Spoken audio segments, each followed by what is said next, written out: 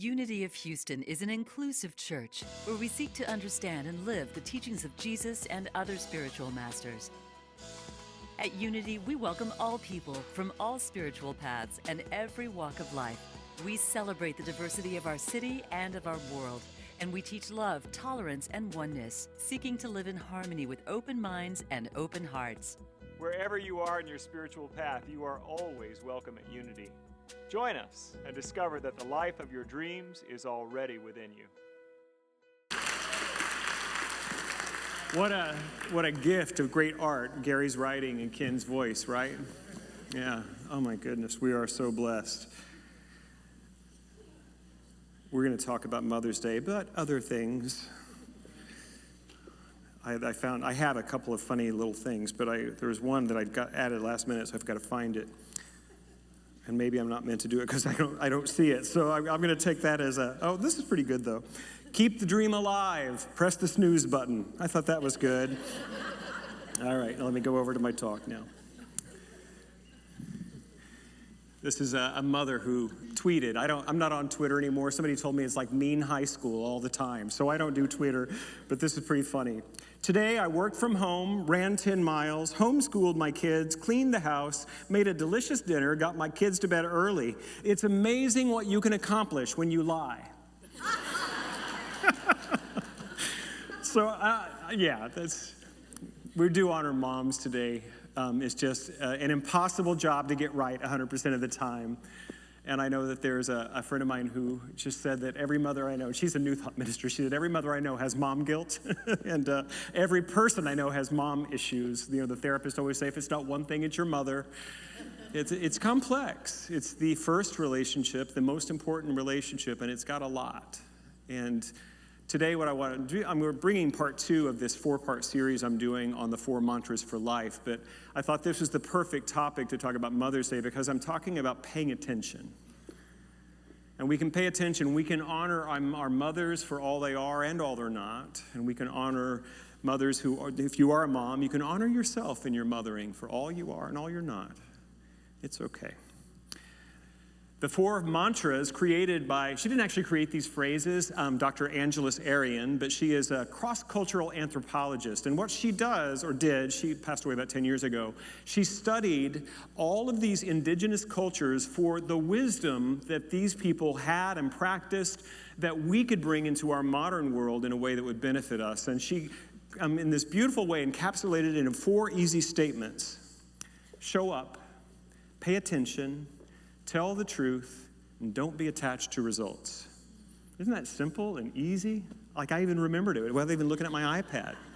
And last week we talked about showing up. It's the way of the warrior, that we step into the space needed by us so that we can be, as Emerson always says, he's been dead a long time too, for 100 years, but my favorite quote is, "The fact that I am here shows me that the soul had need of an organ. Shall I not assume the post?" Each of us is uniquely created, gifted, empowered to bring something to humanity at this time. Otherwise, you wouldn't be here. But do we show up? And that is the way of the warrior because it requires courage for us to show up in our authenticity, for us to show up and bring what we have to bring into what's needed. But this is the way of the healer. Week 2, it's to pay attention. I just want to read a little bit from her wonderful book, The Fourfold Path. Many native cultures believe that the heart is the bridge between Father Sky and Mother Earth. For these traditions, the 4-chambered heart, the source for sustaining emotional and spiritual health, is described as being full, open, clear, and strong. These traditions feel that it's important to check the condition of the heart daily, asking, am I full-hearted, open-hearted, clear-hearted, and strong-hearted? Isn't that beautiful? So when we're asking ourselves to pay attention, walking the path of the healer, we're paying attention to the heart and what the heart holds as meaningful, what really matters. This is also from her book, Angeles Arian. The archetype of the healer is a universal mythic structure that all human beings experience. Among indigenous cultures, the healer supports the principle of paying attention to what has heart and meaning. Healers in all major traditions recognize that the power of love is the most potent healing force available to all human beings. Effective healers from any culture are those who extend the arms of love, acknowledgement, acceptance, recognition, validation, and gratitude. Let's just talk about this for a moment, this idea of being clear-hearted, open-hearted. I've got to read my notes again. Make sure I get all 4 of them in there. Full-hearted, open-hearted, clear-hearted, and strong-hearted. As I was reflecting on these this week, I kept coming back to this idea of being strong-hearted, because the opposite would be weak-hearted. What it means is it really goes back to the way of the warrior, doesn't it? I'm going to keep showing up. I'm going to be here fully. And it's not always easy. I mentioned it's not just being a mother that is fraught, that is hard sometimes. Being a human being requires so much. And we must be strong-hearted. And I'm thinking, too, about the particular times that we live in. Did anyone else know that this is an election year? Did anyone know that? In the United States of America. And we live in the most politically divided times. Some say ever, at least since the Civil War. Some say maybe the late 60s were another parallel when we were so divided culturally and politically. How do we show up as a healer in this? What I'm aware is that I want to just go get some cookies and hide. That's what I want to do, because that's comforting. But is that strong-hearted? No. I have that same thing happen when difficult situations arise here at Unity. Sometimes I just want to can't we just say an affirmation and all get along again? No. It requires that we tell the truth, and that's next week, I know, but that we be strong-hearted, that we're to be a healer today. We've got to be strong. We've got to be authentic. We have to be in touch with something that is deeper than this circumstance, that is willing to be in this circumstance with you, and that is a strong heart. That's what's needed. For those fellow travelers in the recovery world like me, you know this, that what is required to heal, to get better, to overcome all of these difficulties that we face, we've got to be strong-hearted. I often say that I do have some gifts and talents, I know this, but I think my greatest talent is I know just how to not quit. I do. I know how to do that. I know how to not quit. And that has served me probably better than anything else that I have in my arsenal. I just know how to keep showing up. My story that I tell about that is, you could outrun me in a sprint, but I'll outlast you in the marathon. I know how to just keep going.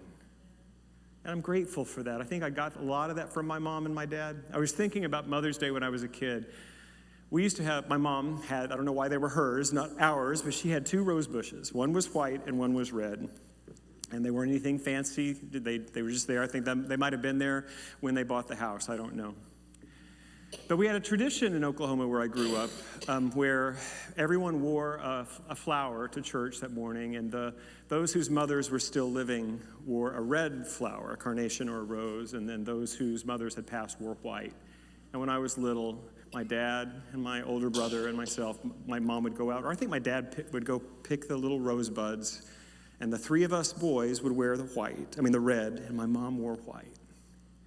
And it was just the way we did it. We'd go to our little country Methodist church, and then they would give a fancy store-bought corsage to the oldest mother and to the mother that had the most kids. And Betty Allen won that every year.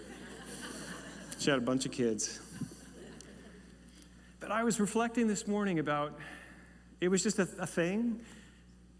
And now looking back, I can feel some of my mother's sadness at wearing that white rose. Her mother died at, I think, 56, young, breast cancer. She died when I was 2. I have no memories of my maternal grandmother. And I was thinking, too, about what that must have taken from my mom with a little baby whose mother was dying. I tell you, my love for my mom grew this morning in a deeper way because I hadn't really thought about what that must have been like for her to be losing her own mother and caring for this little boy. And I think maybe, if those of you who have done the Enneagram work, you know that the heart-centered types, our primary feeling is one of sadness, and it's always present in me. And it's okay, it's human. And I think maybe I have access to that because of my mom, and I know that she also has some sadness. And she's also a great joke teller and really loves to tell funny stories and laughs really big. But I just have such an appreciation this morning for those memories and that white rose of my mother and the fact that she gave me so much. Some of you saw on the news that there was an F4 tornado that hit Oklahoma this week, and it was my hometown. The town where my mother lives, my brother lives, and my nephew lives, and my brother's church is there, and 40 homes completely destroyed. My mom's okay, and their homes are okay. The church was damaged. 2 members of my brother's church had completely lost everything. I wasn't going to tell this story, but I will. My mom has a house guest, one of her classmates from high school, 2 84-year-old little ladies sitting in my mom's house when this tornado came, and of course, terrifying. My mom said she had to pull out a whole bunch of clothes from her walk-in closet, and they pulled 2 chairs in there, and they sat, and terrified, obviously. But the reason that my mom's friend Ida is staying with her is because her sister, Dorothy, is ill, and she thought this might be her last chance to spend time with her sister, but she's going to be okay, it seems like. But she is bedridden, and she was in her home with her younger son, Carl. She had an older boy that died in COVID, who was a classmate of mine, Joe Bob, very Oklahoma. But Carl was there, and the tornado starts coming it was a Monday night, Monday night, about 11 o'clock at night. And she was like, just leave me here, I'd be fine. And he was like, no, it's coming. And he grabbed her, his mom, pulled her out of the bed, and they went to the little bathroom, and he said they were just halfway in when the house exploded. And the debris just showered down around them, and he's got cuts and bruises. He sheltered his mother with his own body, and they survived, and they're fine. And that wall that they were sheltered against is the only one standing. Isn't that amazing? So I don't know exactly what that has to do with what we're talking about today, except that that's strong-hearted, isn't it? Just to be together in those dark times and tough times and sheltering each other when needed. I think that's what's being asked for from all of us now in a different way, that we show up with that kind of fierce love, that energy to protect each other at all costs, to hold each other. And who better exemplifies that than mothers? But how beautiful it was the son that sheltered his mom. Let's see if I can find my way back to what I was going to talk about today. My second point, to be real. I heard an interview on an old podcast with Dr. Arian talking about this, and she mentioned this piece, that there are 4 questions that a shaman or a healer or a medicine woman or a medicine man in indigenous culture would often ask when someone came to them just in a funk, in a low spot, dispirited, disheartened. And Gabrielle Roth, who is the person who I'd seen this quote attributed to, but I don't know if that's right or not. But these are the 4 questions that the indigenous healers ask when people are disheartened. When did you stop singing? When did you stop dancing? When did you stop being enchanted with stories, and particularly your own life story? And when did you stop finding comfort in the sweet territory of silence? These are all questions that point us back to the heart. It is the heart that sings and dances and finds comfort in silence. It is the heart that connects to the story of others and to our own story. Sometimes we get so busy that we miss the meaning of everything, or is that just me? Attending to the tyranny of the urgent, that I miss the important. And so the call today to walk this path of the healer is to pay attention to what's important and to what is real. My dear friend Maggie Cole, who will be here in 2 weeks. She's going to be leading a workshop after a church. She lives in California. I just adore her. She's a brilliant spiritual teacher. But my favorite question that she asks, and she asks me quite a bit, what's alive in you, honey? What's alive in you, honey? As a matter of fact, those of you who are willing, just turn to someone and say, what's alive in you, honey? Whoever it is, just go ahead and do it. The honey's important. Thank you. And I appreciate you adding the honey in there. That meant a lot to me and to Maggie. But what's alive? What's real? What means something? Our deepest healing will come when we are most in touch with what is most real within us. There's a story, a children's book that, honestly, I don't know if I've ever read it. I know it. But I've heard speakers share this passage, and I've always loved it, and I don't know why I never have. Maybe because it's a little longer. So I'm going to take some of that slideshow time, and I'm going to read it now. And today it just wants to be read. This is from the Velveteen Rabbit. The skin horse had lived longer in the nursery than any of the others. He was so old that his brown coat was bald in patches and showed the seams underneath. And most of the hairs in his tails had been pulled out to string bead necklaces. He was wise, for he had seen a long succession of mechanical toys arrive to boast and to swagger, and by break their springs and pass away. And he knew that they were only toys, and they would never be anything else. For nursery magic is very strange and wonderful. And only those playthings that are old and wise and experienced, like the skin horse, understand all about it. What is real? Asked the rabbit one day when they were lying side by side near the nursery fender before Nana came to tidy the room. Does it mean having things that buzz inside of you and a stick-out handle? Real isn't how you are made, said the horse. It's a thing that happens to you. When a child loves you for a long, long time, not just to play with, but really loves you, then you become real. Does it hurt? Asked the rabbit. Sometimes, said the skin horse, for he was always truthful. But when you are real, you don't mind being hurt. Does it happen all at once, like being wound up, he asked, or bit by bit? It doesn't happen all at once, said the skin horse. You become. It takes a long time.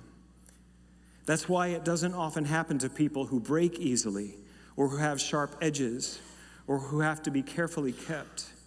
Generally, by the time you are real, most of your hair has been loved off, or your eyes drop out, or you get loose in the joints and you're very shabby. But these things don't matter at all. Because once you are real, you can't be ugly, except to people who don't understand. Isn't that powerful? There's such wisdom and such heart in that story. To be real does not mean being perfect. Do I need to say that again? To be real doesn't mean getting it perfect. The greatest healing power we have, as this story illustrates, is loving someone authentically and receiving the love of another imperfect person who's willing to make you real by loving you just as you are, probably irritated with you sometimes, definitely irritated with you sometimes.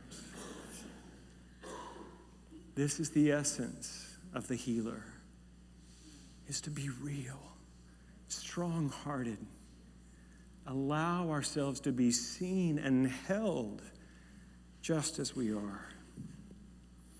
The third point today, it came from another podcast interview that I had heard with Angelus Arian.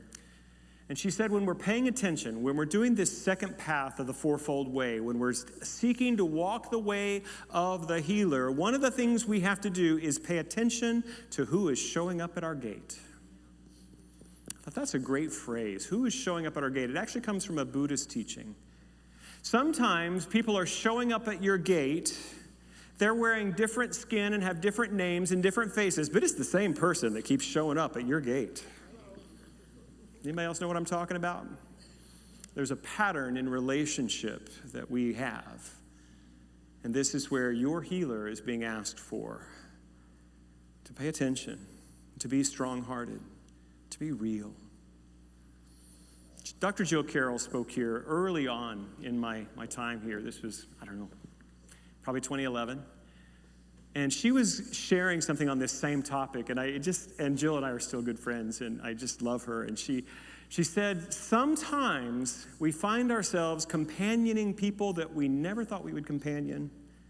And sometimes the companions that we thought that would be with us for the distance are gone. The people that we thought would be our people forever are not our people any longer. And the people that we never wanted to be our people are our people. They're here. To show up and to pay attention is to love those who are at your gate and be willing to be real with them. Paula Darcy says, God comes to us disguised as our own lives. I love that. The curriculum of your enlightenment journey is you and the people that come into your life because that's who you have attracted. So let's finish this today by talking about mothers again. This is big time scripture. This is top 10 scripture from Exodus chapter 20, verse 12. Honor your father and mother, then you will live a long time in the land that God is giving you.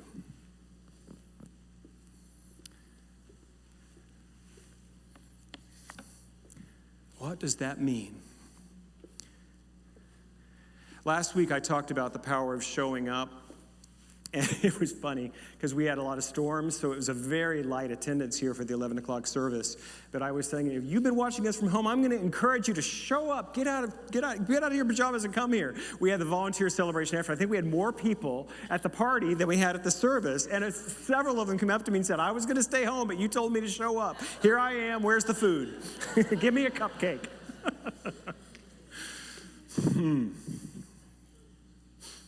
To honor our mother. And I don't know if you noticed, but everybody has one. See, the mother-child relationship is the most primary. And so your mother is always at your gate. And there is always more work to be done in your own healing about reconciling the mothering you did or did not receive. And to honor the mother, I believe, from a metaphysical path, it means to make space to allow all of it to be real and to allow your mother to have been a real person with real struggles and real wounds from her mother all the way back, and fathers. But I'll talk about you in June. And so all of us are invited today to honor our mother, to heal our own heart. And for those of us who are blessed to still have a mother that is here, that we are in relationship with, of semi-good standing, I don't know what that would mean for you to bring more of that real allowing and honoring of who she is, but I would encourage you to step into that as a healer, to love your mother and honor her in the way that is right. And even if she's gone or you're not in communication with her, there is still a healing there, whoever you are. And I also know that for mothers, your children are always at your gate. Always. This week I was talking to a mom, and she reminded me that May is also Mental Health Awareness Month. And this friend has an adult son with some pretty serious mental health conditions, and the burden that she carries is tremendous. And all I knew to do was just be with her and witness the incredible, strong-hearted way in which she is showing up and paying attention to be that healing presence of the real in her son's life.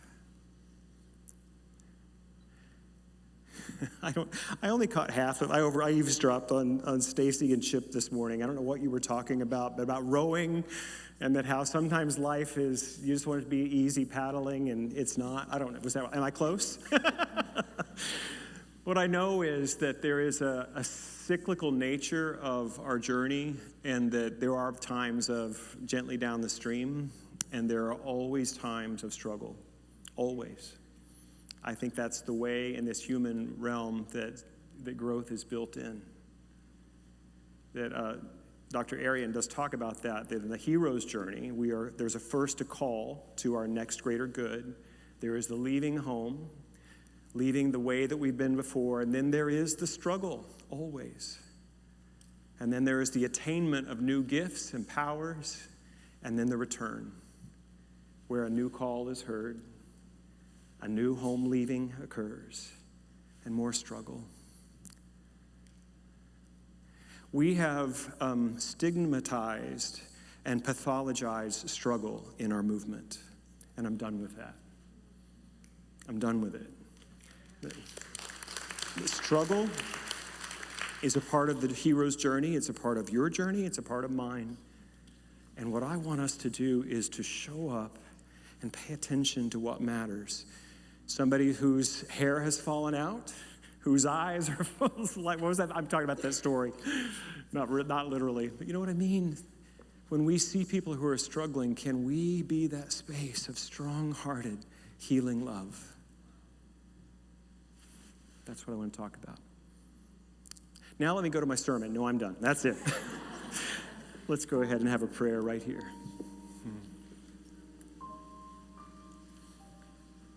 We are called to heal, and we are called to be healed. Because we are one with infinite love and infinite wholeness. And what we talk about is that when we reveal the innate wholeness that is already here, we call that healing. And so what I recognize, what I honor, is the healing journey of myself and every person within the sound of my voice. That there is an ongoing rising and releasing. There is an ongoing deepening and strengthening. And we allow it, we welcome it, and we bring our strong-hearted way to this journey of healing for ourselves and for each other. And in this space of collective agreement in this community to welcome and support in this way, what I see is a new arising of possibility and power, new creative ideas and ways that we can be together and singly and individually.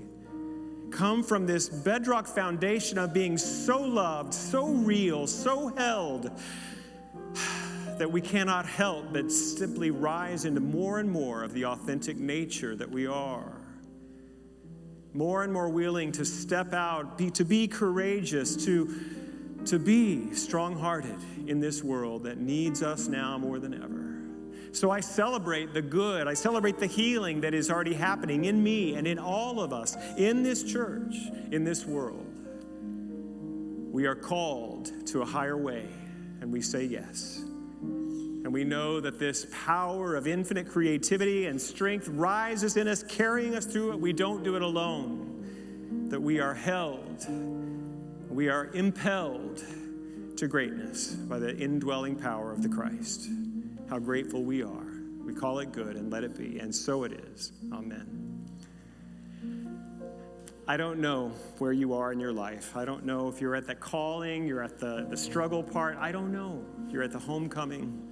What I know is you are welcome here, that this is a place where strong-hearted people are committed to loving you.